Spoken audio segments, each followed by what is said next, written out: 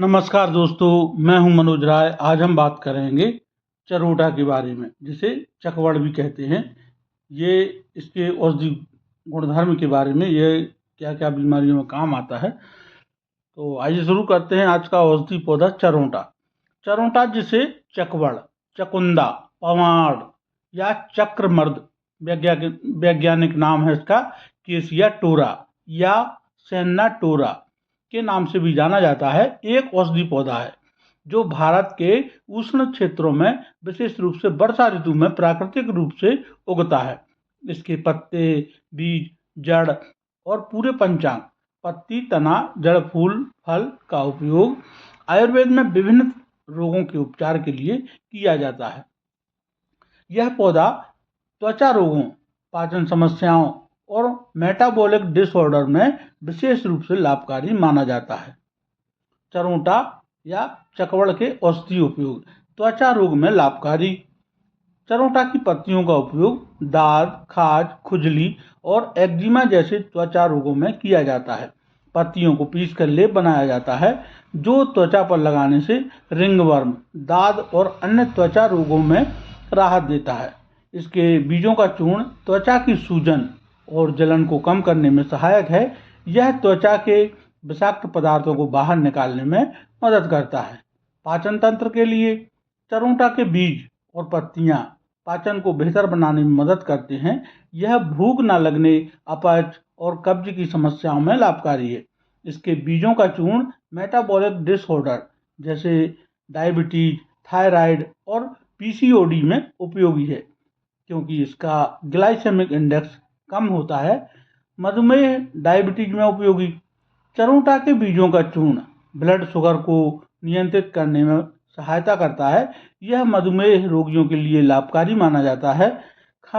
खांसी और श्वसन संबंधी समस्याएं। चरोटा का उपयोग खांसी और श्वसन तंत्र की समस्याओं में किया जाता है। इसके पत्तों का काढ़ा या चूर्ण कफ को कम करने में मदद करता है। मूत्र संबंधी विकार। चरोटा की जड़ों का उपयोग मूत्र पथ के संक्रमण और अन्य मूत्र संबंधी समस्याओं में किया जाता है। इसका काढ़ा मूत्राशय की समस्याओं को ठीक करने में सहायक है। रक्त विकार और विषाक्तता। चरोटा का उपयोग रक्त शुद्धिकरण और शरीर से विषाक्त पदार्थों को बाहर निकालने में किया जाता है। यह बवासीर और रक्तस्राव से संबंधित समस्याओं में भी लाभकारी है। पोषकता और सब्जी के रूप में छत्तीसगढ़ जैसे क्षेत्रों में चरोटा की पत्तियों की भाजी को खाया जाता है, जो पोषक तत्वों से भरपूर होती है। यह पाचन को बेहतर करती है और कसैले स्वाद के कारण स्वास्थ्यवर्धक मानी जाती है। इसकी सेवन विधियां हैं। पत्तियों का लेप त्वचा रोगों, दाद, खुजली, एक्जिमा के लिए ताजी पत्तियों को पीसकर लेप बनाएं और प्रभावित स्थान पर लगाएं। इसे 20 से 30 मिनट तक लगाकर रखें, फिर गुनगुने पानी से धो लें। पत्तियों को मसलकर घावों पर लगाने से घाव जल्दी सूखते हैं और संक्रमण कम होता है। बीजों का चूर्ण। चरोटा के बीजों को सुखाकर चूर्ण बनाएं। 1 से 2 ग्राम चूर्ण को गुनगुने पानी या शहद के साथ दिन में 1-2 बार लें। यह पाचन, मधुमेह और मेटाबॉलिक डिसऑर्डर में लाभकारी है। इसकी खुराक है सामान्यतः 1 से 3 ग्राम चूर्ण की खुराक है और इसे चिकित्सक की सलाह के अनुसार ही लेना चाहिए। पत्तियों का काढ़ा। यदि हम काढ़ा बनाते हैं, 10-15 ग्राम ताजी पत्तियां या जड़ को 200 ml पानी में उबालकर काढ़ा बनाएं। इसे छानकर 10 से 20 ml मात्रा में दिन में 1 से 2 बार पिएं। यह बुखार, मूत्र विकार और पित्त दोष को संतुलित करने में मदद करता है। सब्जी के रूप में चरोटा की कोमल पत्तियों को साफ करके लहसुन, हरी मिर्च और प्याज के तड़के के साथ सब्जी बनाकर खाया जा सकता है। छत्तीसगढ़ में इसे अरहर दाल के साथ मिलाकर पकाया जाता है। इसे हल्का भूनकर या उबालकर खाने से पोषक तत्व मिलते हैं और स्वाद भी बढ़ता है। जूस या पेस्ट। ताजी पत्तियों का रस निकालकर 5 से 10 ml की मात्रा में शहद के साथ लिया जा सकता है।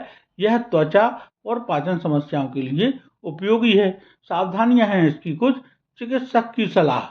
चरोटा का उपयोग करने से पहले आयुर्वेदिक चिकित्सक से परामर्श लें, खासकर यदि आप गर्भवती हैं, स्तनपान करा रही हैं या अन्य दवाएं ले रही हैं।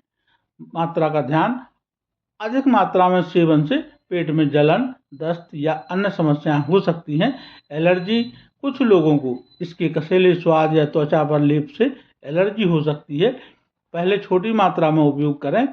स्वच्छता, पौधे को अच्छी तरह धोकर उपयोग करें क्योंकि यह प्राकृतिक रूप से उगता है और इसमें धूल या कीटाणु हो सकते हैं।